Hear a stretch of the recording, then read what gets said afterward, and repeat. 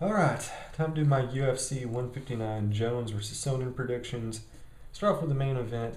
You know, when you look at this fight on paper, it seems like one of the biggest mismatches in UFC history.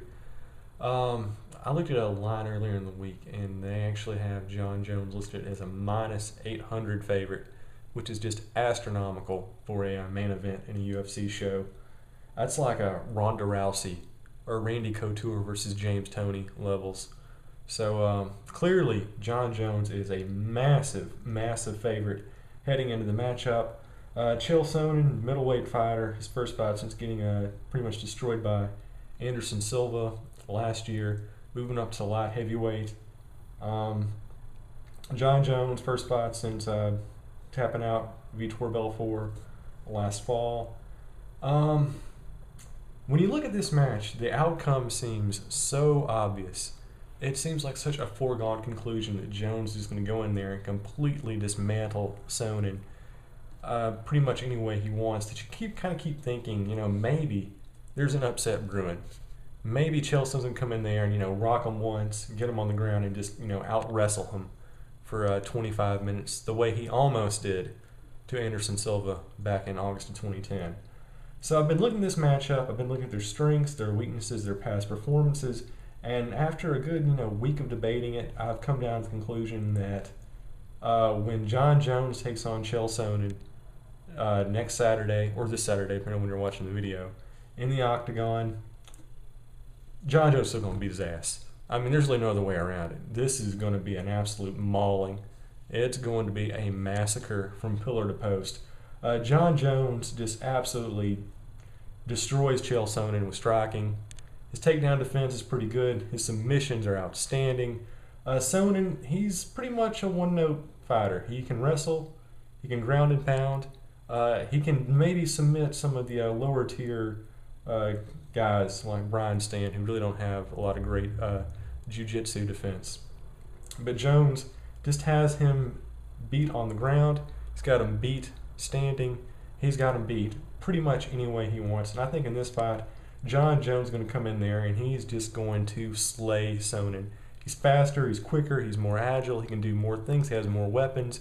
And ultimately, I see this fight coming down to something like this. Sonnen goes in, tries to shoot, can't get the takedown, he gets caught up against the cage, and from there, Jones can pretty much do whatever he wants.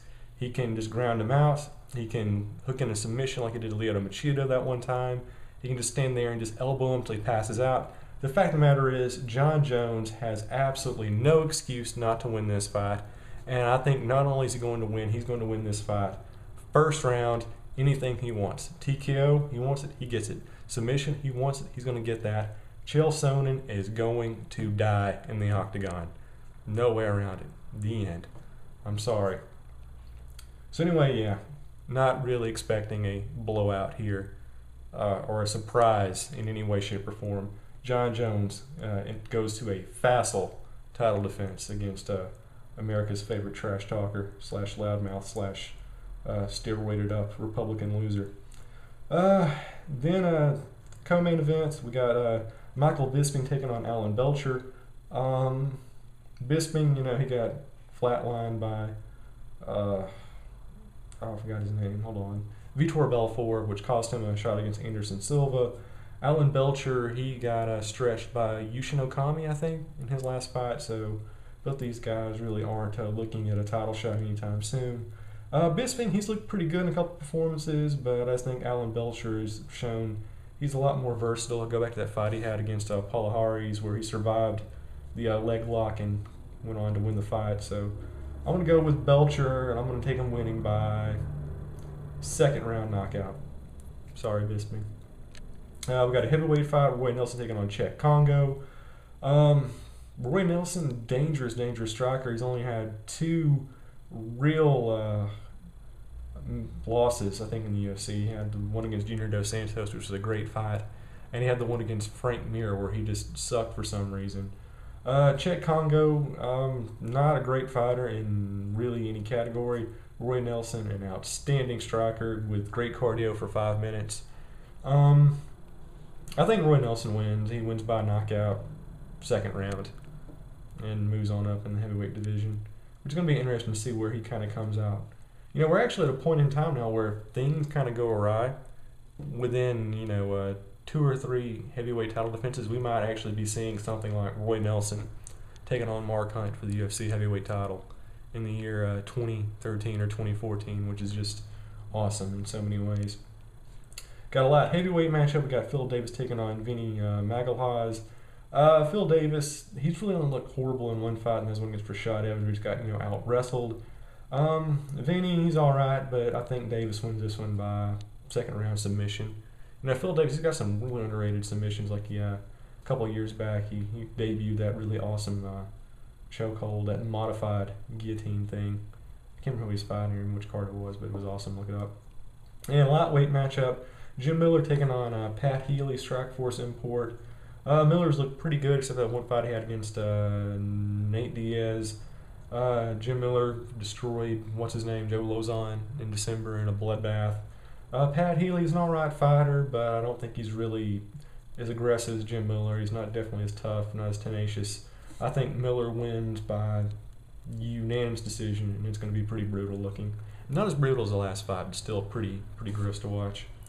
Alright, now on the prelim cards, the stuff that doesn't matter. Eric Perez taking on Johnny Bedford. I'm going to go with Perez. Glenn Villatante taking on OSP. That's not his UFC debut, is it? I haven't really been paying attention, but I'm going to go with OSP by knockout. Sarah McMahon taking on Sheila Gaff. I'm going to go with Gaff. I got a lightweight matchup with Yancy Milrose taking on Rustam Kabilabov. I'm going to go with the guy with the really hard to pronounce last name. Your pick. Featherweight matchup, Leonard Garcia versus Cody McKenzie. Well, it's a Garcia matchup, so you can only take split decision towards his favor. Nick Cantone taking on James Head. I'm going to go with Head. And featherweight matchup on Facebook, you got Kurt Holloway taking on Steven Siller. I'm going to go with Siller. Well, there you go. That's my picks. See you in the cage, folks.